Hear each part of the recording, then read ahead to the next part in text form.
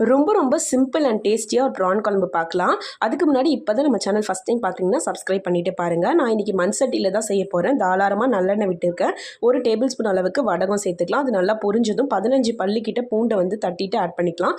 ஒரு கொத்து கருவேப்பிலை, ஒரு வெங்காயம் ஆட் பண்ணி நல்லா வதக்கி விடுங்க. வெங்காயம் சீக்கிரம் வதங்கிறதுக்காக கொஞ்சமாக வந்து கல்லுப்பு சேர்த்துக்கிறேன். நல்லா வதங்கணும். தக்காளி 2 ஆட் பண்ணிவிட்டு நல்லா மிக்ஸ் பண்ணி விடுங்க.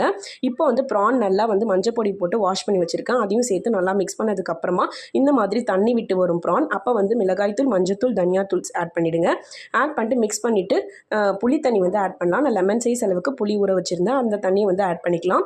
கூடவே ஒரு உருளைக்கிழங்கும் முருங்கைக்காவும் ஆட் பண்ணுறேன். இது வேணான்னா ஸ்கிப் பண்ணிக்கலாம். நீங்கள் குழம்புக்கு தேவையான அளவுக்கு உப்பு வந்து ஆட் பண்ணிக்கிறேன். ஆட் பண்ணிட்டு இந்த மாதிரி ஒரு கொதி வந்ததும் 2 பச்சை மிளகாவை போட்டு நல்லா 15 மினிட்ஸ் நல்லா கொதிக்க வச்சுங்க. அந்த மாதிரி கெட்டியாக கிடைச்சிடும். இந்த ஸ்டேஜ்லேயே கூட நீங்கள் சர்வ் பண்ணிக்கலாம். பட் நான் தேங்காய் கூட கொஞ்சம் சோம்பு ஆட் பண்ணி அந்த பேஸ்ட் ஆட் பண்ணிட்டு ஒரு கொதி வந்ததும் நான் வந்து இறக்கிடுவேன். நீங்களும் ட்ரை பண்ணி பாருங்கள்.